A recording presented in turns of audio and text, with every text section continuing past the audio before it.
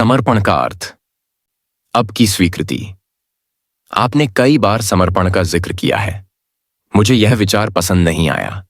यह कुछ हद तक भाग्यवादी लगता है। अगर हम हमेशा चीजों को वैसे ही स्वीकार करते रहेंगे जैसा कि वे हैं, तो हम उन्हें सुधारने का कोई प्रयास नहीं करेंगे। मुझे लगता है कि प्रगति का मतलब है हमारे व्यक्तिगत जीवन में और सामूहिक रूप से वर्तमान की सीमाओं को स्वीकार करना नहीं, बल्कि उनसे आगे बढ़कर कुछ बेहतर बनाने का प्रयास करना। अगर हमने ऐसा नहीं किया होता तो हम अभी भी गुफाओं में रह रहे होते। आप समर्पण को चीजों को बदलने और काम पूरा करने के साथ कैसे जोड़ते हैं? कुछ लोगों के लिए समर्पण का नकारात्मक अर्थ हो सकता है, जिसका अर्थ है हार मान लेना, जीवन की चुनौतियों का सामना करने में विफल होना, सुस्त हो जाना इत्यादि। हालांकि सच्चा समर्पण कुछ अलग ही होता है। इसका मतलब यह नहीं है कि आप जिस भी परिस्थिति में हों उसे निष्क्रिय रूप से सहन करें और उसके बारे में कुछ न करें। नहीं, इसका मतलब योजनाएं बनाना या सकारात्मक कार्रवाई शुरू करना बंद कर देना है। समर्पण जीवन के प्रवाह का विरोध करने के बजाय उसके प्रति समर्पण करने का सरल लेकिन गहन ज्ञान है। एकमात्र स्थान जहां आप जीवन के प्रवाह का अनुभव कर सकते हैं वह है अभी। इसलिए समर्पण का अर्थ है वर्तमान क्षण को बिना किसी शर्त और बिना किसी शर्त के स्वीकार करना। यह जो है उसके प्रति आंतरिक प्रतिरोध को त्यागना है। आंतरिक प्रतिरोध का अर्थ है मानसिक निर्णय और भावनात्मक नकारात्मकता के माध्यम से जो है उसे नहीं कहना। यह विशेष रूप से तब स्पष्ट होता है जब चीजें गलत हो जाती हैं, जिसका अर्थ है कि मन की मांगों या कठोर अपेक्षाओं और जो है उसके बीच एक अंतर है। यदि आपने पर्याप्त जीवन जिया है तो आप जानेंगे कि चीजें अक्सर गलत होती हैं। यदि आप अपने जीवन से दर्द और दुख को खत्म करना चाहते हैं तो ठीक ऐसे समय में समर्पण का अभ्यास करने की आवश्यकता होती है। जो है उसे स्वीकार करना आपको तुरंत मन की पहचान से मुक्त कर देता है और इस प्रकार आपको अस्तित्व से फिर से जोड़ता है। प्रतिरोध मन है। समर्पण एक विशुद्ध आंतरिक घटना है। इसका मतलब यह नहीं है कि बाहरी स्तर पर आप कोई कार्रवाई नहीं कर सकते और स्थिति को बदल नहीं सकते। वास्तव में जब आप समर्पण करते हैं तो आपको समग्र स्थिति को स्वीकार करने की आवश्यकता नहीं होती है, बल्कि केवल उस छोटे से हिस्से को स्वीकार करने की आवश्यकता होती है जिसे अभी कहा जाता है। उदाहरण के लिए, यदि आप कहीं कीचड़ में फंस गए हैं तो आप यह नहीं कहेंगे, ठीक है, मैं कीचड़ में फंसने के लिए खुद को तैयार करता हूं। हार मान लेना आत्मसमर्पण नहीं है। आपको किसी अवांछनीय या अप्रिय जीवन स्थिति को स्वीकार करने की आवश्यकता नहीं है। न ही आपको खुद को धोखा देने और यह कहने की आवश्यकता है कि कीचड़ में फंसने में कुछ भी गलत नहीं है। नहीं, आप पूरी तरह से पहचानते हैं कि आप इससे बाहर निकलना चाहते हैं। फिर आप मानसिक रूप से किसी भी तरह से लेबल किए बिना अपना ध्यान वर्तमान क्षण पर केंद्रित करते हैं। इसका मतलब है कि अभी का कोई निर्णय नहीं है, इसलिए कोई निर्णय नहीं है। प्रतिरोध कोई भावनात्मक नकारात्मकता नहीं। आप इस पल की अस्तित्व को स्वीकार करते हैं। फिर आप कार्रवाई करते हैं और कीचड़ से बाहर निकलने के लिए वह सब कुछ करते हैं जो आप कर सकते हैं। ऐसी कार्रवाई को मैं सकारात्मक कार्रवाई कहता हूं। यह नकारात्मक कार्रवाई से कहीं अधिक प्रभावी है, जो क्रोध, निराशा या हताशा से उत्पन्न होती है।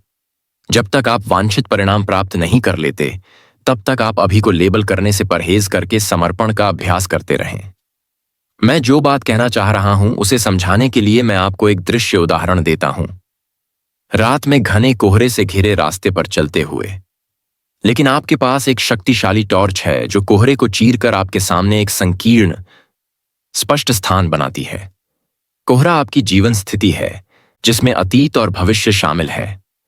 टॉर्च आपकी सचेत उपस्थिति है। स्पष्ट स्थान अब भी है।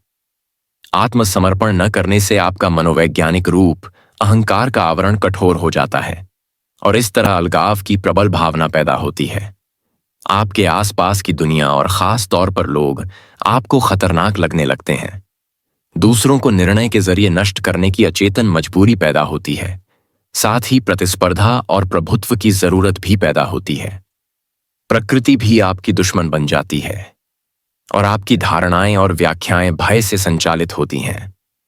मानसिक बीमारी, जिसे हम व्यामोह कहते हैं, चेतना की इस सामान्य लेकिन निष्क्रिय अवस्था का थोड़ा ज्यादा तीव्र रूप है। न केवल आपका मनोवैज्ञानिक रूप बल्कि आपका शारीरिक रूप भी प्रतिरोध के माध्यम से कठोर और कठोर हो जाता है। शरीर के विभिन्न भागों में तनाव उत्पन्न होता है और पूरा शरीर सिकुड़ जाता है। शरीर के माध्यम से जीवन ऊर्जा का मुक्त प्रवाह, जो इसके स्वस्थ कामकाज के लिए आवश्यक है, बहुत सीमित हो जाता है। शारीरिक कार्य और भौतिक चिकित्सा के कुछ रूप इस प्रवाह को बहाल करने में सहायक हो सकते हैं, लेकिन जब तक आप अपने दैनिक जीवन में समर्पण का अभ्यास नहीं करते, तब तक वे चीजें केवल अस्थायी लक्षण राहत दे सकती हैं, क्योंकि प्रतिरोध पैटर्न का कारण भंग नहीं हुआ है। आपके भीतर कुछ ऐसा है जो आपके जीवन की परिस्थितियों से अप्रभावित रहता है, और केवल समर्पण के माध्यम से ही आप उस तक पहुंच सकते हैं। यह आपका जीवन है, आपका अस्तित्व है, जो वर्तमान के कालातीत क्षेत्र में अनंत काल तक विद्यमान है। इस जीवन को पाना एक ऐसी चीज है जिसकी जरूरत है, जिसके बारे में यीशु ने बात की थी। यदि आपको अपनी जीवन स्थिति असंतोषजनक या असहनीय लगती है, तो पहले आत्मसमर्पण करके ही आप उस अचेतन प्रतिरोध पैटर्न को तोड़ सकते हैं जो उस स्थिति को कायम रखता है। समर्पण कार्रवाई करने, बदलाव शुरू करने या लक्ष्य हासिल करने के साथ पूरी तरह से संगत है, लेकिन समर्पण की स्थिति में एक पूरी तरह से अलग ऊर्जा, एक अलग गुणवत्ता आपके काम में प्रवाहित होती है। समर्पण आपको अस्तित्व की स्रोत ऊर्जा से फिर से जोड़ता है, और यदि आपका कार्य अस्तित्व से प्रभावित है, तो यह जीवन ऊर्जा का एक आनंदमय उत्सव बन जाता है जो आपको अभी की गहराई में ले जाता है। अप्रतिरोध के माध्यम से आपकी चेतना की गुणवत्ता, और इसलिए आप जो कुछ भी कर रहे हैं या बना रहे हैं, उसकी गुणवत्ता में अत्यधिक वृद्धि होती है। फिर परिणाम खुद ही दिखेंगे और उस गुणवत्ता को प्रतिबिंबित करेंगे। हम इसे समर्पित कार्रवाई कह सकते हैं। यह वह काम नहीं है जिसे हम हजारों सालों से जानते हैं। जैसे जैसे अधिक मनुष्य जागते हैं, काम शब्द हमारी शब्दावली से गायब होने वाला है, और शायद इसकी जगह एक नया शब्द बनाया जाएगा। इस समय आपकी चेतना की गुणवत्ता ही इस बात का मुख्य निर्धारक है कि आप किस तरह का भविष्य अनुभव करेंगे। इसलिए सकारात्मक बदलाव लाने के लिए समर्पण करना सबसे महत्वपूर्ण काम है। आप जो भी कार्य करते हैं वह गौण है। चेतना की समर्पण रहित अवस्था से कोई भी वास्तविक सकारात्मक कार्य नहीं हो सकता। मैं देख सकता हूं कि अगर मैं किसी ऐसी स्थिति में हूं जो अप्रिय या असंतोषजनक है, और मैं उस पल को पूरी तरह से स्वीकार कर लूं, तो कोई दुख या अप्रसन्नता नहीं होगी। मैं इससे ऊपर उठ चुका हूंगा। लेकिन मैं अभी भी यह नहीं समझ पा रहा हूं कि अगर मैं किसी ऐसी स्थिति में हूं जो अप्रिय या असंतोषजनक है, और मैं उस पल को पूरी तरह से स्वीकार कर लूं, तो कोई दुख या अप्रसन्नता नहीं होगी। इसमें किसी प्रकार का असंतोष नहीं है। समर्पण की स्थिति में आप बहुत स्पष्ट रूप से देखते हैं कि क्या करने की आवश्यकता है, और आप कार्रवाई करते हैं। एक समय में एक काम करते हैं और एक समय में एक चीज पर ध्यान केंद्रित करते हैं। प्रकृति से सीखें। देखें कि कैसे सब कुछ पूरा हो जाता है और कैसे जीवन का चमत्कार बिना किसी असंतोष या दुख के सामने आता है। इसीलिए यीशु ने कहा, सोसन के फूलों को देखो, वे कैसे बढ़ते हैं। वे न तो मेहनत करते हैं और न ही काटते हैं। अगर आपकी समग्र स्थिति असंतोषजनक या अप्रिय है, तो इस पल को अलग कर दें और जो है उसके प्रति समर्पित हो जाएं। यह कोहरे को चीरती हुई टॉर्च की तरह है। तब आपकी चेतना की स्थिति बाहरी परिस्थितियों द्वारा नियंत्रित होना बंद हो जाती है। आप अब प्रतिक्रिया और प्रतिरोध से नहीं आ रहे हैं। फिर स्थिति की बारीकियों को देखें। खुद से पूछें, क्या मैं स्थिति को बदलने, इसे बेहतर बनाने या खुद को इससे दूर करने के लिए कुछ कर सकता हूं? अगर ऐसा है, तो आप उचित कार्रवाई करें। उन चीजों पर ध्यान न दें जो आपको भविष्य में करनी होंगी या करनी पड़ सकती हैं, बल्कि उस एक चीज पर ध्यान दें जो आप अभी कर सकते हैं। इसका मतलब यह नहीं है कि आपको कोई योजना नहीं बनानी चाहिए। हो सकता है कि योजना बनाना ही एकमात्र ऐसी चीज हो जो आप अभी कर सकते हैं, लेकिन सुनिश्चित करें कि आप मानसिक फिल्में चलाना शुरू न करें, खुद को भविष्य में प्रोजेक्ट न करें और इस तरह अभी को न खो दें। आपके द्वारा की गई कोई भी कार्रवाई तुरंत फल नहीं दे सकती। जब तक ऐसा न हो, तब तक जो है उसका विरोध न करें। अगर आप कोई कार्रवाई नहीं कर सकते हैं, और आप खुद को उस स्थिति से दूर भी नहीं कर सकते हैं, तो स्थिति का उपयोग करके खुद को और अधिक गहराई से समर्पण में, और अधिक गहराई से अभी में, और अधिक गहराई से अस्तित्व में ले जाएं। जब आप वर्तमान के इस कालातीत आयाम में प्रवेश करते हैं, परिवर्तन अक्सर अजीब तरीके से होता है, जिसके लिए आपको बहुत कुछ करने की जरूरत नहीं होती। जीवन सहायक और सहयोगी बन जाता है।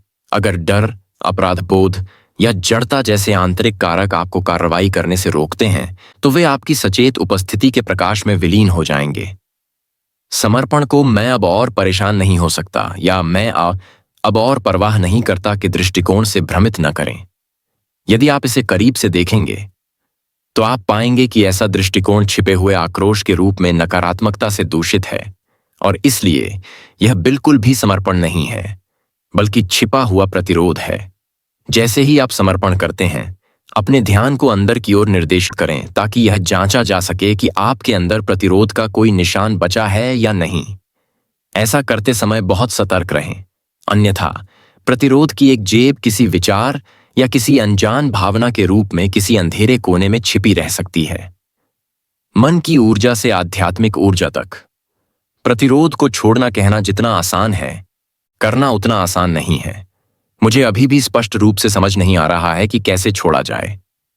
अगर आप कहते हैं कि यह आत्मसमर्पण करके किया जा सकता है, तो सवाल बना रहता है, कैसे? प्रतिरोध की मौजूदगी को स्वीकार करके शुरुआत करें। जब ऐसा हो, जब प्रतिरोध पैदा हो, तब वहां मौजूद रहें। देखें कि आपका दिमाग इसे कैसे बनाता है। यह स्थिति खुद को या दूसरों को कैसे लेबल करता है। इसमें शामिल विचार प्रक्रिया को देखें, भावना की ऊर्जा को महसूस करें। प्रतिरोध को देखकर आप देखेंगे कि इसका कोई उद्देश्य नहीं है। अपना पूरा ध्यान अभी पर केंद्रित करके अचेतन प्रतिरोध को सचेत किया जाता है, और यही इसका अंत है। आप सचेत और दुखी, सचेत और नकारात्मक नहीं हो सकते। नकारात्मकता, दुख या पीड़ा किसी भी रूप में इसका मतलब है कि प्रतिरोध है, और प्रतिरोध हमेशा अचेतन होता है। क्या मैं निश्चित रूप से अपनी दुखी भावनाओं के प्रति सचेत हो सकता हूं? क्या आप दुख को चुनेंगे? अगर आपने इसे नहीं चुना तो यह कैसे पैदा हुआ? इसका उद्देश्य क्या है? इसे कौन जीवित रख रहा है? आप कहते हैं कि आप अपनी दुखी भावनाओं के प्रति सचेत हैं, लेकिन सच्चाई यह है कि आप उनसे पहचाने जाते हैं और बाध्यकारी सोच के माध्यम से इस प्रक्रिया को जीवित रखते हैं। यह सब अचेतन है। अगर आप सचेत होते, यानी अभी में पूरी तरह से मौजूद होते, तो सारी नकारात्मकता लगभग तुरंत ही खत्म हो जाती। यह आपकी उपस्थिति में जीवित नहीं रह सकती, यह केवल आपकी अनुपस्थिति में ही जीवित रह सकती है। यहां तक कि दर्द शरीर भी आपकी उपस्थिति में लंबे समय तक जीवित नहीं रह सकता। आप अपने दुख को समय देकर जीवित रखते हैं, यही इसका कारण है। जीवन रक्त तीव्र वर्तमान क्षण जागरूकता के माध्यम से समय को हटा दें और यह मर जाता है। लेकिन क्या आप इसे मरना चाहते हैं? क्या आपके पास वास्तव में पर्याप्त है? इसके बिना आप कौन होंगे? जब तक आप समर्पण का अभ्यास नहीं करते, आध्यात्मिक आयाम कुछ ऐसा है जिसके बारे में आप पढ़ते हैं, बात करते हैं, उत्साहित होते हैं, किताबें लिखते हैं, सोचते हैं, विश्वास करते हैं या नहीं करते हैं, जैसा भी मामला हो, इससे कोई फर्क नहीं पड़ता। जब तक आप समर्पण नहीं करते, तब तक यह आपके जीवन में एक जीवंत वास्तविकता नहीं बन पाता। जब आप ऐसा करते हैं तो आप जो ऊर्जा उत्सर्जित करते हैं और जो आपके जीवन को चलाती है, वह मन की ऊर्जा की तुलना में बहुत अधिक कंपन आवृत्ति की होती है, जो अभी भी हमारी दुनिया को चलाती है। वह ऊर्जा जिसने हमारी सभ्यता के मौजूदा सामाजिक, राजनीतिक और आर्थिक ढांचे का निर्माण किया है, और जो हमारी शैक्षिक प्रणालियों और मीडिया के माध्यम से भी निरंतर बनी रहती है। समर्पण के माध्यम से आध्यात्मिक ऊर्जा इस दुनिया में आती है। यह आपके लिए, अन्य मनुष्यों के लिए या ग्रह पर किसी भी अन्य जीवन रूप के लिए कोई दुख नहीं पैदा करती है। मन की ऊर्जा के विपरीत यह पृथ्वी को प्रदूषित नहीं करती है, और यह ध्रुवीयता के नियम के अधीन नहीं है, जो यह निर्धारित करता है कि इसके विपरीत के बिना कुछ भी अस्तित्व में नहीं हो सकता है, कि बुराई के बिना कोई अच्छा नहीं हो सकता है। जो लोग मन की ऊर्जा पर चलते हैं, जो अभी भी पृथ्वी की आबादी का विशाल बहुमत है, वे आध्यात्मिक ऊर्जा के अस्तित्व से अनजान हैं। यह वास्तविकता के एक अलग क्रम से संबंधित है, और जब पर्याप्त संख्या में मनुष्य आत्मसमर्पण की स्थिति में प्रवेश करेंगे, तो एक अलग दुनिया का निर्माण होगा। और इस तरह पूरी तरह से नकारात्मकता से मुक्त हो जाओ। अगर पृथ्वी को जीवित रहना है तो यह उस पर रहने वालों की ऊर्जा होगी। यीशु ने इस ऊर्जा का उल्लेख तब किया जब उन्होंने पर्वत पर उपदेश में अपना प्रसिद्ध भविष्य सूचक कथन दिया, धन्य है वे जो नम्र हैं, पृथ्वी उनके अधिकार में होगी। यह तय कि ये एक मौन लेकिन तीव्र उपस्थिति है जो मन के अचेतन पैटर्न को भंग कर देती है। वे अभी भी कुछ समय के लिए सक्रिय रह सकते हैं, लेकिन वे अब आपके जीवन को नहीं चलाएंगे। जिन बाहरी परिस्थितियों का विरोध किया जा रहा था, वे भी समर्पण के माध्यम से जल्दी से बदल जाती हैं या भंग हो जाती हैं। यह परिस्थितियों और लोगों का एक शक्तिशाली परिवर्तक है। यदि परिस्थितियां तुरंत नहीं बदलती हैं, तो अभी की आपकी स्वीकृति आपको उनसे ऊपर उठने में सक्षम बनाती है। किसी भी तरह से आप स्वतंत्र हैं। व्यक्तिगत रिश्तों में समर्पण। जो लोग मेरा इस्तेमाल करना चाहते हैं, मुझे नियंत्रित करना चाहते हैं या मुझ पर नियंत्रण करना चाहते हैं, उनके बारे में क्या मुझे उनके सामने आत्मसमर्पण कर देना चाहिए? वे अस्तित्व से कटे हुए हैं। ये वे अनजाने में आपसे ऊर्जा और शक्ति प्राप्त करने का प्रयास करते हैं। यह सच है कि केवल एक अचेतन व्यक्ति ही दूसरों का उपयोग या हेरफेर करने की कोशिश करेगा, लेकिन यह भी उतना ही सच है कि केवल एक अचेतन व्यक्ति का उपयोग और हेरफेर किया जा सकता है। यदि आप दूसरों के अचेतन व्यवहार का विरोध करते हैं या उससे लड़ते हैं, तो आप स्वयं अचेतन हो जाते हैं। लेकिन आत्मसमर्पण का मतलब यह नहीं है कि आप खुद को अचेतन लोगों द्वारा इस्तेमाल किए जाने दें। बिल्कुल नहीं। किसी व्यक्ति को दृढ़ता से और स्पष्ट रूप से नहीं कहना या किसी स्थिति से दूर जाना और उसके साथ रहना पूरी तरह से संभव है, एक ही समय में पूर्ण आंतरिक अप्रतिरोध की स्थिति में। जब आप नहीं कहते हैं, किसी व्यक्ति या परिस्थिति के प्रति प्रतिक्रिया से नहीं, बल्कि अंतर्दृष्टि से, उस पल आपके लिए क्या सही है और क्या नहीं, इसका स्पष्ट एहसास, इसे गैर प्रतिक्रियात्मक मैं काम पर एक ऐसी स्थिति में हूं जो अप्रिय है। मैंने इसके आगे समर्पण करने की कोशिश की है, लेकिन मुझे यह असंभव लगता है। बहुत प्रतिरोध सामने आता रहता है। अगर आप समर्पण नहीं कर सकते तो तुरंत कार्रवाई करें। ओटीबी सीते के की मैका है। वो निश्चय स्थिति में बदलाव लाने के लिए कुछ करें या खुद को इससे दूर रखें। अपने जीवन की जिम्मेदारी लें। अपने सुंदर, उज्ज्वल आंतरिक अस्तित्व या पृथ्वी को नकारात्मकता से प्रदूषित न करें। किसी भी रूप में दुख को अपने अंदर जगह न दें। अगर आप कोई कदम नहीं उठा सकते, उदाहरण के लिए अगर आप जेल में हैं, तो आपके पास 2 विकल्प बचते हैं, प्रतिरोध या आत्मसमर्पण, बंधन या बाहरी परिस्थितियों से आंतरिक स्वतंत्रता, पीड़ा या आंतरिक शांति। क्या अहिंसा का अभ्यास हमारे जीवन के बाह्य आचरण में भी किया जाना चाहिए, जैसे हिंसा का अहिंसा, या यह केवल हमारे आंतरिक जीवन से संबंधित है? आपको केवल आंतरिक पहलू से ही चिंतित होने की आवश्यकता है। यह प्राथमिक है। बेशक यह आपके बाहरी जीवन, आपके रिश्तों आदि के आचरण को भी बदल देगा। समर्पण से आपके रिश्ते बहुत बदल जाएंगे। अगर आप कभी नहीं कर सकते, जो है उसे स्वीकार करें। इसका मतलब यह है कि आप किसी को भी वैसे ही स्वीकार नहीं कर पाएंगे जैसे वे हैं। आप लोगों का मूल्यांकन करेंगे, उनकी आलोचना करेंगे, उन पर लेबल लगाएंगे, उन्हें अस्वीकार करेंगे या उन्हें बदलने का प्रयास करेंगे।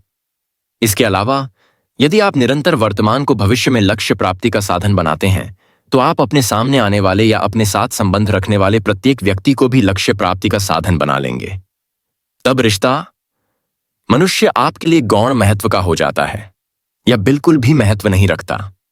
रिश्ते से आप जो प्राप्त कर सकते हैं वह प्राथमिक है, चाहे वह भौतिक लाभ हो, शक्ति की भावना हो, शारीरिक सुख हो या अहंकार की किसी तरह की संतुष्टि हो। मैं यह उदाहरण देकर समझाता हूं कि समर्पण रिश्तों में कैसे काम कर सकता है।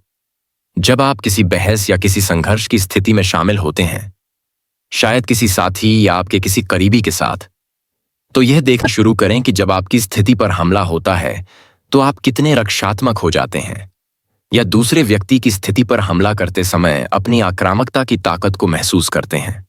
अपने विचारों और राय के प्रति लगाव को देखें। सही होने और दूसरे व्यक्ति को गलत ठहराने की अपनी जरूरत के पीछे की मानसिक भावनात्मक ऊर्जा को महसूस करें। यह अहंकारी मन की ऊर्जा है। आप इसे स्वीकार करके इसे यथासंभव पूरी तरह से महसूस करके इसे सचेत करते हैं। फिर एक दिन किसी बहस के बीच में आपको अचानक एहसास होगा कि आपके पास एक विकल्प है और आप यह देखने के लिए अपनी प्रतिक्रिया को छोड़ने का फैसला कर सकते हैं कि क्या होता है। आप समर्पण करते हैं। मेरा मतलब सिर्फ मौखिक रूप से यह कहकर प्रतिक्रिया को छोड़ना नहीं है कि ठीक है, आप सही कह रहे हैं। आपके चेहरे पर एक भाव के साथ जो कहता है, मैं इस बचकानी बेहोशी से ऊपर हूं। यह प्रतिरोध को दूसरे स्तर पर विस्थापित करना है, जिसमें अहंकारी मन अभी भी प्रभारी है, जो श्रेष्ठता का दावा करता है। मैं आपके अंदर पूरे मानसिक भावनात्मक ऊर्जा क्षेत्र को छोड़ने की बात कर रहा हूं, जो शक्ति के लिए लड़ रहा था। अहंकार चालाक होता है, इसलिए आपको बहुत सतर्क, बहुत उपस्थित और खुद के साथ पूरी तरह ईमानदार होना होगा, ताकि आप देख सकें कि क्या आपने वास्तव में मानसिक स्थिति के साथ अपनी पहचान को त्याग दिया है और इस तरह खुद को अपने मन से मुक्त कर लिया है। अगर आपको अचानक ऐसा महसूस होता है, बहुत हल्का, स्पष्ट और गहराई से शांत, यह एक अचूक संकेत है कि आपने वास्तव में आत्मसमर्पण कर दिया है। फिर देखें कि दूसरे व्यक्ति की मानसिक स्थिति पर क्या होता है जब आप प्रतिरोध के माध्यम से उसे और अधिक सक्रिय नहीं करते हैं। जब मानसिक स्थितियों के साथ पहचान खत्म हो जाती है, तो सच्चा संचार शुरू होता है। हिंसा, आक्रामकता और इसी तरह की अन्य घटनाओं के सामने अप्रतिरोध के बारे में आपका क्या कहना है? अप्रतिरोध का मतलब जरूरी नहीं कि कुछ भी न करना हो। इसका मतलब बस इतना है कि कोई भी करना अप्रतिक्रियाशील हो जाता है। पूर्वी मार्शल आर्ट के अभ्यास में अंतर्निहित गहन ज्ञान को याद रखें। प्रतिद्वंद्वी की ताकत का विरोध न करें, जीतने के लिए झुकें। ऐसा कहने के बाद जब आप गहन उपस्थिति की स्थिति में होते हैं, तो कुछ न करना स्थितियों और लोगों के लिए एक बहुत शक्तिशाली परिवर्तनकारी और उपचारक होता है। ताओवाद में वू वेई नामक एक शब्द है, जिसका आमतौर पर क्रियाहीन गतिविधि या कुछ न करते हुए चुपचाप बैठना के रूप में अनुवाद किया जाता है। प्राचीन चीन में इसे सर्वोच्च उपलब्धियों या गुणों में से एक माना जाता था। यह चेतना की सामान्य स्थिति में निष्क्रियता या बल्कि अचेतनता से मौलिक रूप से भिन्न है, जो भय या अनिर्णय से उत्पन्न होती है। वास्तविक कुछ न करना आंतरिक प्रतिरोध और गहन सतर्कता का संकेत देता है। दूसरी ओर, यदि कार्रवाई की आवश्यकता है, तो आप अपने वातानुकूलित मन से प्रतिक्रिया नहीं करेंगे, बल्कि आप अपनी सचेत उपस्थिति से स्थिति पर प्रतिक्रिया करेंगे। उस अवस्था में आपका मन अहिंसा की अवधारणा सहित अवधारणाओं से मुक्त होता है। तो कौन भविष्यवाणी कर सकता है कि आप क्या करेंगे? अहंकार यह मानता है कि आपके प्रतिरोध में ही आपकी ताकत निहित है, जबकि सच्चाई यह है कि आपके प्रतिरोध में ही आपकी ताकत निहित है।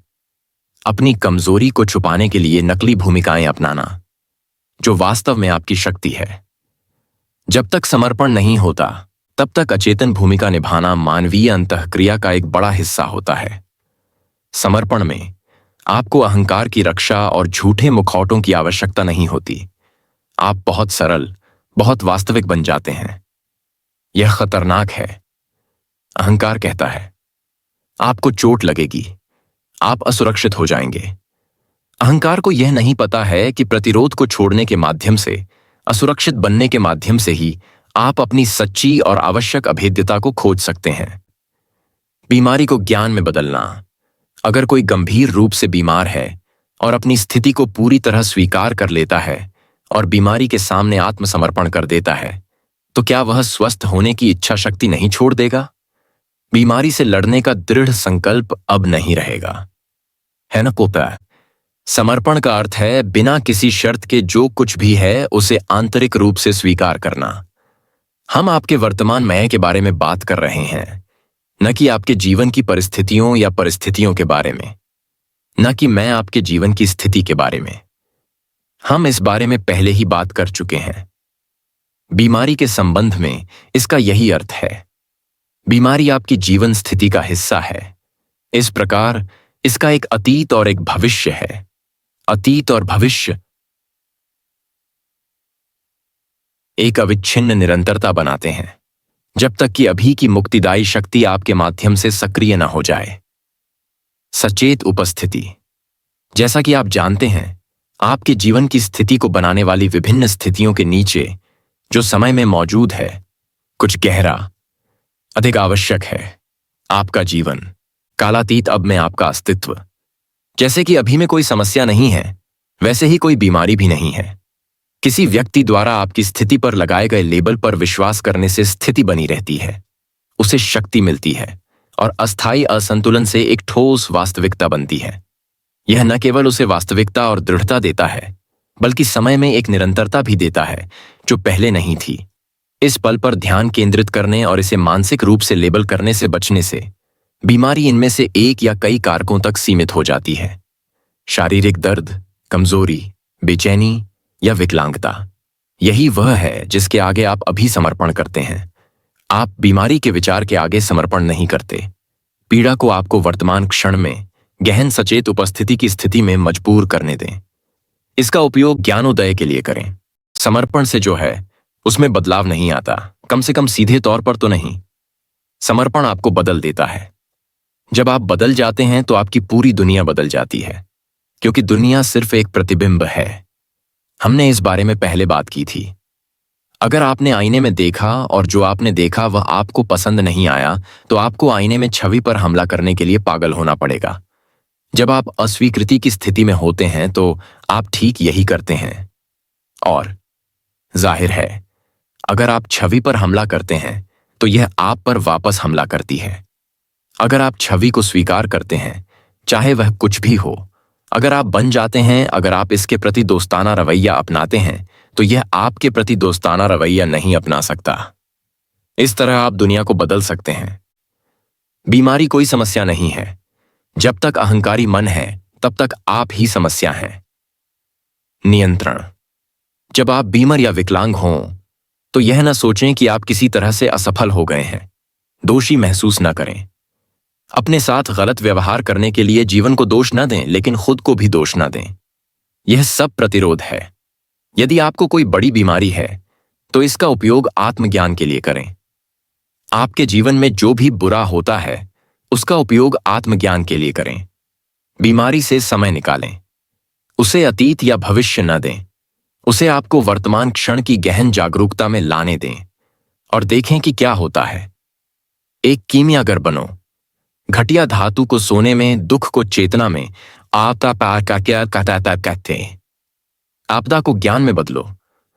क्या आप गंभीर रूप से बीमार हैं और मैंने अभी जो कहा है उसके बारे में अब आपको गुस्सा आ रहा है? तो यह एक स्पष्ट संकेत है कि बीमारी आपकी आत्मभावना का हिस्सा बन गई है और अब आप अपनी पहचान के साथ साथ बीमारी की भी रक्षा कर रहे हैं। जिस स्थिति को बीमारी कहा जाता है, उसका आपके वास्तविक व्यक्तित्व से कोई लेना देना नहीं है।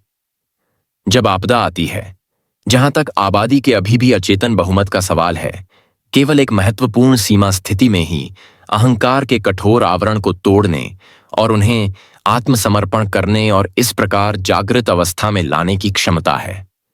एक सीमा स्थिति तब उत्पन्न होती है जब किसी आपदा, भारी उथल-पुथल, गहरे नुकसान या पीड़ा के कारण आपकी पूरी दुनिया बिखर जाती है और अब उसका कोई मतलब नहीं रह जाता। यह मृत्यु से मुठभेड़ है, चाहे वह शारीरिक हो या मनोवैज्ञानिक। अहंकारी मन, इस दुनिया का निर्माता, ढह जाता है। पुरानी दुनिया की राख से तब एक नई दुनिया आ सकती है। प्राणी, बेशक इस बात की कोई गारंटी नहीं है कि सीमित परिस्थिति में भी ऐसा हो सकता है, लेकिन संभावना हमेशा बनी रहती है। कुछ लोगों का प्रतिरोध ऐसी स्थिति में और भी बढ़ जाता है और इसलिए यह नरक में जाने जैसा हो जाता है। दूसरों में केवल आंशिक समर्पण हो सकता है, लेकिन इससे भी उन्हें एक निश्चित गहराई और शांति मिलेगी। अहंकार के आवरण के कुछ हिस्से टूट जाते हैं और इससे मन के परे स्थित चमक और शांति की थोड़ी मात्रा चमकने लगती है। सीमा स्थितियों ने कई चमत्कार उत्पन्न किए हैं। मृत्युदंड की प्रतीक्षा कर रहे, मृत्युदंड की सजा काट रहे ऐसे हत्यारे रहे हैं जिन्होंने अपने जीवन के अंतिम कुछ घंटों में अहंकारहीन अवस्था का अनुभव किया और जिस गहन आनंद में वे थे, वह इतना तीव्र हो गया कि असहनीय पीड़ा उत्पन्न हुई और भागने के लिए कहीं नहीं था और इससे बचने के लिए कुछ भी नहीं था। यहां तक कि मन द्वारा प्रक्षेपित भविष्य भी नहीं। इसलिए उन्हें अस्वीकार्य को पूरी तरह स्वीकार करने के लिए मजबूर किया गया, उन्हें आत्मसमर्पण करने के लिए मजबूर किया गया। इस तरह वे अनुग्रह की स्थिति में प्रवेश करने में सक्षम थे, जिसके साथ मुक्ति आती है, अतीत से पूर्ण मुक्ति। बेशक यह वास्तव में सीमा स्थिति नहीं है जो अनुग्रह और मुक्ति के चमत्कार के लिए जगह बनाती है, बल्कि आत्मसमर्पण का कार्य है।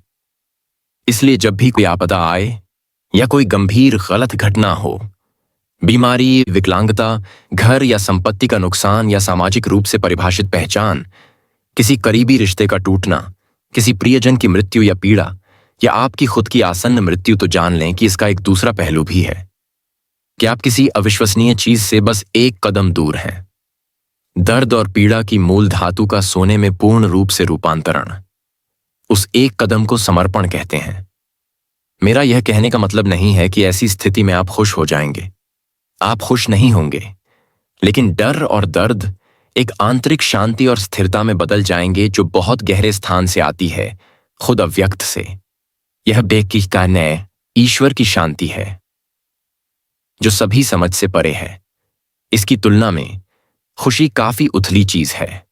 इस उज्ज्वल शांति के साथ मन के स्तर पर नहीं, बल्कि आपके अस्तित्व की गहराई में यह एहसास होता है कि आप अविनाशी, अमर हैं। यह कोई विश्वास नहीं है, यह पूर्ण निश्चितता है जिसे किसी बाहरी सबूत या किसी द्वितीयक स्रोत से प्रमाण की आवश्यकता नहीं है। दुख को शांति में बदलना। मैंने प्राचीन ग्रीस के एक स्टोइक दार्शनिक के बारे में पढ़ा। जब उसे बताया गया कि उसके बेटे की दुर्घटना में मृत्यु हो गई है, तो उसने कहा, मुझे पता था कि वह अमर नहीं है। क्या यह समर्पण है? अगर ऐसा है तो मैं इसे नहीं चाहता। कुछ परिस्थितियां ऐसी होती हैं जिनमें समर्पण अप्राकृतिक और अमानवीय लगता है। अपनी भावनाओं से कट जाना समर्पण नहीं है, लेकिन हम नहीं जानते कि जब उन्होंने ये शब्द कहे तो उनकी आंतरिक स्थिति क्या थी। लेकिन आपको आत्मसमर्पण करने का दूसरा मौका हमेशा मिलता है। आपका पहला मौका हर पल को उस पल की वास्तविकता के सामने समर्पित करना है, यह जानते हुए कि जो है उसे बदला नहीं जा सकता, क्योंकि वह पहले से ही है। आप जो है उसके लिए हाँ कहते हैं या जो नहीं है उसे स्वीकार करते हैं। फिर आप वही करते हैं जो आपको करना है, चाहे परिस्थिति कुछ भी क्यों ना कहे। अगर आप स्वीकृति की इस स्थिति में बने रहते हैं तो आप कोई नकारात्मकता, कोई दुख पैदा नहीं करते। तब आप एक ऐसी स्थिति में रहते हैं जहां आप हमेशा खुश रहते हैं। अप्रतिरोध, अनुग्रह और हल्कापन की स्थिति, संघर्ष से मुक्त। जब भी आप ऐसा करने में असमर्थ होते हैं, जब भी आप उस अवसर को खो देते हैं, या तो इसलिए कि आप किसी आदतन और अचेतन प्रतिरोध पैटर्न को उत्पन्न होने से रोकने के लिए पर्याप्त सचेत उपस्थिति उत्पन्न नहीं कर रहे हैं, या क्योंकि स्थिति इतनी चरम है कि आपके लिए बिल्कुल अस्वीकार्य है, तो आप किसी प्रकार का दर्द, किसी प्रकार का दुख पैदा कर रहे हैं। ऐसा लग सकता है कि परिस्थिति दुख पैदा कर रही है, लेकिन आखिरकार ऐसा नहीं है। आपका प्रतिरोध ऐसा है। अब समर्पण का दूसरा मौका है। अगर आप बाहर की चीजों को स्वीकार नहीं कर सकते तो अंदर की चीजों को स्वीकार करें। अगर आप बाहरी परिस्थिति को स्वीकार नहीं कर सकते तो आंतरिक परिस्थिति को स्वीकार करें। इसका मतलब है दर्द का विरोध न करें, उसे होने दें। दुख, निराशा, डर, अकेलेपन या किसी भी तरह के दुख के सामने समर्पण करें। मानसिक रूप से लेबल किए बिना उसका गवाह बने, उसे गले लगाएं। फिर देखें कि समर्पण का चमत्कार कैसे गहरी पीड़ा को गहरी शांति में बदल देता है। यह आपका क्रूस है, इसे अपना पुनरुत्थान और आरोहण बनने दें। मैं नहीं समझ पा रहा हूं कि कोई व्यक्ति दुख के आगे कैसे समर्पण कर सकता है। जैसा कि आपने खुद कहा है, दुख समर्पण न करना है। अवसर पाकर न करने के आगे कैसे समर्पण कर सकते हैं? एक पल के लिए समर्पण के बारे में भूल जाइए। जब आपका दर्द गहरा होता है तो समर्पण की सारी बातें शायद वैसे भी निरर्थक और अर्थहीन लगती हैं। जब आपका दर्द गहरा होता है तो संभवतः आपको उससे बचने की तीव्र इच्छा होगी, न कि उसके आगे समर्पण करने की। आप जो महसूस करते हैं उसे महसूस नहीं करना चाहते। इससे ज्यादा सामान्य क्या हो सकता है? लेकिन कोई बचने का रास्ता नहीं है, कोई रास्ता नहीं है। काम, शराब, ड्रग्स आदि कई छद्म भागने के तरीके हैं। क्रोध, प्रक्षेपण, दमन इत्यादि की पैमाए, लेकिन वे आपको दर्द से मुक्त नहीं करते हैं। जब आप इसे अचेतन बनाते हैं तो पीड़ा की तीव्रता कम नहीं होती है। जब आप भावनात्मक दर्द को नकारते हैं तो आप जो कुछ भी करते हैं या सोचते हैं, साथ ही आपके रिश्ते भी इससे दूषित हो जाते हैं। आप इसे प्रसारित करते हैं, इसलिए कहें कि आप जो ऊर्जा उत्सर्जित करते हैं और दूसरे इसे अवचेतन रूप से ग्रहण कर लेंगे। यदि वे अचेतन हैं तो वे किसी तरह से आप पर हमला करने या आपको चोट पहुंचाने के लिए मजबूर भी हो सकते हैं, या आप अपने दर्द के अचेतन प्रक्षेपण में उन्हें चोट पहुंचा सकते हैं। आप आकर्षित करते हैं और जो भी आपकी आंतरिक स्थिति के अनुरूप हो उसे प्रकट करें। जब कोई रास्ता नहीं होता तो हमेशा एक रास्ता होता है, इसलिए दर्द से मुंह न मोड़ें, उसका सामना करें, उसे पूरी तरह से महसूस करें। उसे महसूस करें, उसके बारे में न सोचें। अगर जरूरी हो तो उसे व्यक्त करें, लेकिन अपने दिमाग में उसके इर्द गिर्द कोई स्क्रिप्ट न बनाएं। अपना पूरा ध्यान उस भावना पर दें, उस व्यक्ति, घटना या परिस्थिति पर नहीं जिसने उसे जन्म दिया है। मन को दर्द का इस्तेमाल करके खुद को पीड़ित की पहचान बनाने न दें। खुद पर तरस खाना और दूसरों को अपनी कहानी बताना आपको दुख में फंसाए रखेगा। क्योंकि भावना से दूर होना असंभव है, इसलिए बदलाव की एकमात्र संभावना उसमें जाना है, अन्यथा कुछ भी नहीं बदलेगा। इसलिए अपना पूरा ध्यान उस पर दें जो आप महसूस करते हैं और मानसिक रूप से उसे लेबल करने से बचें। जैसे जैसे आप भावना में जाते हैं बेहद सतर्क रहें। पहले तो यह एक अंधेरी और डरावनी जगह लग सकती है, और जब इससे दूर जाने की इच्छा हो तो इसका निरीक्षण करें, लेकिन इस पर अमल न करें। अपना ध्यान दर्द पर लगाते रहें। दुख, डर, भय, अकेलेपन, जो भी हो उसे महसूस करते रहें। सतर्क रहें, अपने पूरे अस्तित्व के साथ, अपने शरीर की हर कोशिका के साथ उपस्थित रहें। जब आप ऐसा करते हैं तो आप इस अंधकार में प्रकाश ला रहे होते हैं। यह आपकी चेतना की लौ है। इस अवस्था में आपको अब समर्पण के बारे में चिंता करने की आवश्यकता नहीं है, यह पहले ही हो चुका है। कैसे? पूरा ध्यान ही पूर्ण स्वीकृति है, समर्पण है। पूरा ध्यान देकर आप अभी की शक्ति का उपयोग करते हैं जो आपकी शक्ति है, उपस्थिति। इसमें प्रतिरोध की कोई भी छिपी हुई जेब जीवित नहीं रह सकती। उपस्थिति समय को हटा देती है। समय के बिना कोई भी दुख, कोई भी नकारात्मकता जीवित नहीं रह सकती। दुख को स्वीकार करना मृत्यु की यात्रा है। गहरे दर्द का सामना करना, उसे होने देना, उस पर अपना ध्यान लगाना, सचेत रूप से मृत्यु में प्रवेश करना है। जब आप इस मृत्यु को मर चुके होते हैं तो आपको एहसास होता है कि मृत्यु नहीं है और डरने की कोई बात नहीं है, केवल अहंकार मरता है।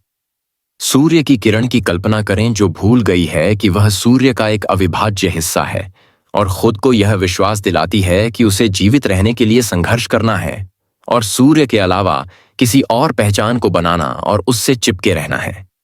क्या इस भ्रम की मृत्यु अविश्वसनीय रूप से मुक्तिदायक नहीं होगी? क्या आप एक आसान मौत चाहते हैं?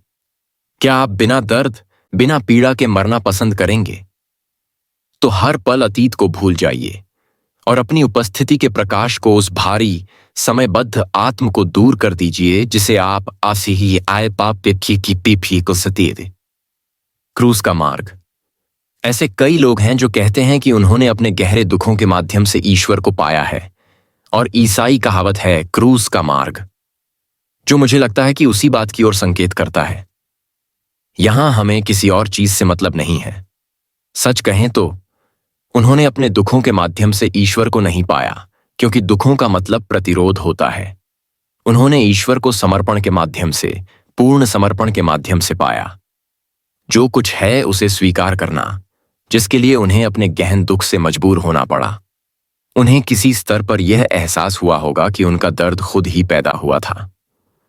आप आत्मसमर्पण को कॉर्ड की खोज के समान कैसे मानते हैं?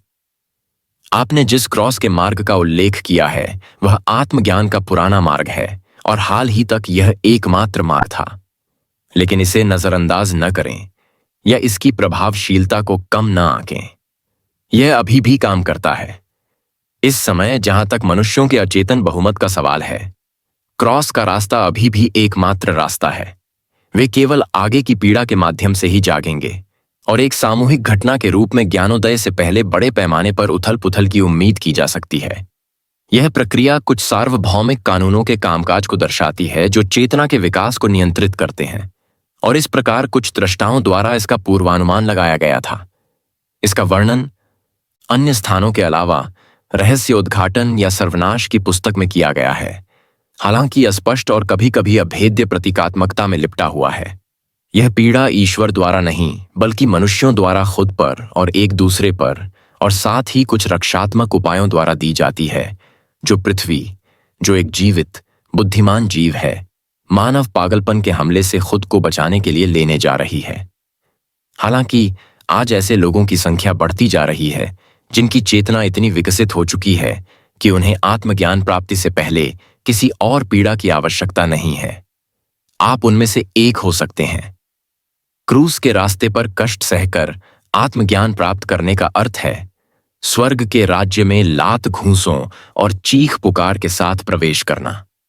आप अंततः समर्पण कर देते हैं क्योंकि आप अब दर्द को बर्दाश्त नहीं कर सकते, लेकिन जब तक ऐसा नहीं होता तब तक दर्द लंबे समय तक जारी रह सकता है। सचेत रूप से चुने गए ज्ञान का अर्थ है अतीत और भविष्य के प्रति अपने लगाव को त्यागना और अपने जीवन का मुख्य केंद्र अभी बनाना। इसका अर्थ है समय के बजाय उपस्थिति की स्थिति में रहना चुनना। इसका अर्थ है जो है उसे हां कहना। फिर आपको दर्द की जरूरत नहीं है। आपको लगता है कि आपको यह कहने में कितना समय लगेगा कि मैं अब और दर्द, कोई और दुख नहीं पैदा करूंगा। यह चुनाव करने से पहले आपको और कितना दर्द चाहिए। अगर आप सोचते हैं कि आपको और समय चाहिए तो आपको और समय और अधिक दर्द मिलेगा। समय और दर्द अविभाज्य हैं। चुनने की शक्ति। उन सभी लोगों के बारे में क्या जो ऐसा लगता है वास्तव में पीड़ा सहना चाहते हैं। मेरी एक दोस्त है जिसका साथी उसके साथ शारीरिक रूप से दुर्व्यवहार करता है और उसका पिछला रिश्ता भी इसी तरह का था। वह ऐसे पुरुषों को क्यों चुनती है और वह अब उस स्थिति से बाहर निकलने से क्यों इनकार कर रही है? इतने सारे लोग वास्तव में दर्द क्यों चुनते हैं? मुझे पता है कि शब्द चुनना एक पसंदीदा न्यू एज शब्द है, लेकिन यह इस संदर्भ में पूरी तरह से सटीक नहीं है। यह कहना भ्रामक है कि किसी ने अपने जीवन में एक खराब रिश्ते या किसी अन्य नकारात्मक स्थिति को चुना। चुनाव का तात्पर्य चेतना से है, चेतना की एक उच्च डिग्री। इसके बिना आपके पास कोई विकल्प नहीं है। चुनाव उस क्षण से शुरू होता है जब आप मन और उसके वातानुकूलित पैटर्न से अलग हो जाते हैं। जिस क्षण आप वर्तमान में आते हैं, जब तक आप उस तक नहीं पहुंच जाते, आध्यात्मिक रूप से कहें तो आप अचेतन हैं। इसका मतलब है कि आप अपने मन की कंडीशनिंग के अनुसार कुछ खास तरीकों से सोचने, महसूस करने और कार्य करने के लिए मजबूर हैं। इसीलिए यीशु ने कहा, उन्हें क्षमा करें क्योंकि वे नहीं जानते कि वे क्या कर रहे हैं। यह शब्द के पारंपरिक अर्थ में बुद्धिमत्ता से संबंधित नहीं है। मैं कई अत्यधिक बुद्धिमान और शिक्षित लोगों से मिला हूं जो पूरी तरह से अचेतन थे, यानी अपने मन से पूरी तरह से पहचाने जाते थे। वास्तव में यदि मानसिक विकास और बढ़े हुए ज्ञान को चेतना में इसी तरह की वृद्धि से संतुलित नहीं किया जाता है तो दुख और आपदा की संभावना बहुत अधिक है। आपका दोस्त एक अपमानजनक साथी के साथ रिश्ते में फंसा हुआ है और ऐसा पहली बार नहीं है। क्यों? कोई विकल्प नहीं। मन, जैसा कि अतीत से अनुकूलित है, हमेशा वही फिर से बनाने की कोशिश करता है जो वह जानता है और जिससे परिचित है। भले ही यह दर्दनाक हो, कम से कम यह परिचित है। मन हमेशा ज्ञात से चिपका रहता है। अज्ञात खतरनाक है क्योंकि इसका उस पर कोई नियंत्रण नहीं है। यही कारण है कि मन वर्तमान क्षण को नापसंद करता है और अनदेखा करता है। वर्तमान क्षण की जागरूकता न केवल मन की धारा में बल्कि अतीत भविष्य की निरंतरता में भी एक अंतर पैदा करती है। इस दुनिया में वास्तव में कुछ भी नया और रचनात्मक नहीं आ सकता है सिवाय उस अंतराल के, अनंत संभावनाओं के उस स्पष्ट स्थान के। तो आपकी दोस्त अपने मन से पहचानी जाने वाली अतीत में सीखे गए पैटर्न को फिर से बना सकती है, जिसमें अंतरंगता और दुर्व्यवहार अविभाज्य रूप से जुड़े हुए हैं। वैकल्पिक रूप से वह बचपन में सीखे गए मन के पैटर्न को निभा सकती है जिसके अनुसार वह अयोग्य है और उसे दंडित किया जाना चाहिए। यह भी संभव है कि वह अपने जीवन का एक बड़ा हिस्सा दर्द शरीर के माध्यम से जीती है, जो हमेशा अधिक दर्द की तलाश करता है जिससे उसे पोषण मिले। उसके साथी के अपने अचेतन पैटर्न हैं जो उसके पूरक हैं। बेशक उसकी स्थिति स्वनिर्मित है, लेकिन वह आत्मा कौन या क्या है जो सृजन कर रही है? एक मानसिक भावनात्मक पैटर्न, अतीत से, और कुछ नहीं। इससे एक आत्म क्यों बनाए? यदि आप उसे बताते हैं कि उसने अपनी स्थिति या परिस्थिति चुनी है, तो आप उसकी मनः स्थिति की पहचान को पुष्ट कर रहे हैं। लेकिन क्या उसका मन पैटर्न है कि वह कौन है? क्या यह उसका आत्म है? क्या उसकी असली पहचान अतीत से ली गई है? अपने दोस्त को दिखाएं कि उसके विचारों और उसकी भावनाओं के पीछे की पर्यवेक्षक उपस्थिति कैसे बने। उसे दर्द शरीर के बारे में बताएं और खुद को इससे कैसे मुक्त करें। उसे आंतरिक शरीर जागरूकता की कला सिखाएं। उसे उपस्थिति का अर्थ समझाएं। जैसे ही वह एनओडब्ल्यू की शक्ति तक पहुंचने में सक्षम होगी और इस तरह अपने वातानुकूलित अतीत को तोड़ देगी, कोई भी व्यक्ति अव्यवस्था, संघर्ष, दर्द नहीं चुनता। कोई भी व्यक्ति पागलपन नहीं चुनता। ऐसा इसलिए होता है क्योंकि आपके अंदर अतीत को खत्म करने के लिए पर्याप्त उपस्थिति नहीं है। अंधेरे को दूर करने के लिए पर्याप्त रोशनी नहीं है। आप पूरी तरह से यहां नहीं हैं। आप अभी तक पूरी तरह से जागे नहीं हैं। इस बीच वातानुकूलित मन आपके जीवन को चला रहा है। इसी तरह अगर आप उन बहुत से लोगों में से एक हैं जिन्हें अपने माता पिता से कोई समस्या है, अगर आप अभी भी उनके द्वारा किए गए या न किए गए किसी काम को लेकर नाराजगी रखते हैं, तो आप अभी भी मानते हैं कि उनके पास एक विकल्प था कि वे अलग तरीके से काम कर सकते थे। ऐसा हमेशा लगता है कि लोगों के पास विकल्प था, लेकिन यह एक भ्रम है। जब तक आपका मन अपने वातानुकूलित पैटर्न के साथ आपके जीवन को चलाता है, जब तक आप अपना मन है, आपके पास क्या विकल्प है? कोई नहीं। आप वहां हैं ही नहीं। मन से पहचानी जाने वाली स्थिति गंभीर रूप से अक्षम है। यह पागलपन का एक रूप है। लगभग हर कोई अलग अलग डिग्री में इस बीमारी से पीड़ित है। जिस क्षण आपको यह एहसास होता है, उसके बाद कोई नाराजगी नहीं रह सकती। आप किसी की बीमारी पर कैसे नाराज हो सकते हैं? एकमात्र उचित प्रतिक्रिया करुणा है। तो इसका मतलब यह है कि कोई भी अपने किए के लिए जिम्मेदार नहीं है। मुझे यह विचार पसंद नहीं है। अगर आप अपने मन के अनुसार चलते हैं तो भले ही आपके पास कोई विकल्प ना हो, फिर भी आप अपनी बेहोशी के परिणाम भुगतेंगे और आप और अधिक पीड़ा पैदा करेंगे। आप भय, संघर्ष, समस्याओं और दर्द का बोझ उठाएंगे। इस तरह पैदा हुई पीड़ा अंततः आपको अपनी बेहोशी की स्थिति से बाहर निकाल देगी। मुझे लगता है कि आप जो चुनाव के बारे में कहते हैं, वह क्षमा पर भी लागू होता है। क्षमा करने से पहले आपको पूरी तरह से सचेत होने और समर्पण करने की आवश्यकता है। क्षमा एक ऐसा शब्द है जो 2000 वर्षों से प्रयोग में है, लेकिन अधिकांश लोग इसे अब तक नहीं अपना पाए हैं। लोगों को इसका अर्थ बहुत सीमित रूप से पता है। जब तक आप अतीत से अपने आत्मबोध को प्राप्त करते हैं, तब तक आप स्वयं को या दूसरों को वास्तव में क्षमा नहीं कर सकते।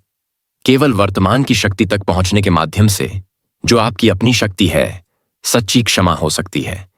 यह अतीत को शक्तिहीन बना देता है और आपको गहराई से एहसास होता है कि आपने कभी जो कुछ भी किया या जो कभी आपके साथ किया गया, वह आपके उज्ज्वल सार को थोड़ा भी नहीं छू सकता। तब क्षमा की पूरी अवधारणा अनावश्यक हो जाती है। और मैं उस अनुभूति के बिंदु तक कैसे पहुंचूं? जब आप जो है उसके प्रति समर्पित हो जाते हैं और इस तरह पूरी तरह से वर्तमान में आ जाते हैं, तो अतीत की कोई ताकत नहीं रह जाती। अब आपको इसकी जरूरत नहीं है। उपस्थिति ही कुंजी है। अभी ही कुंजी है।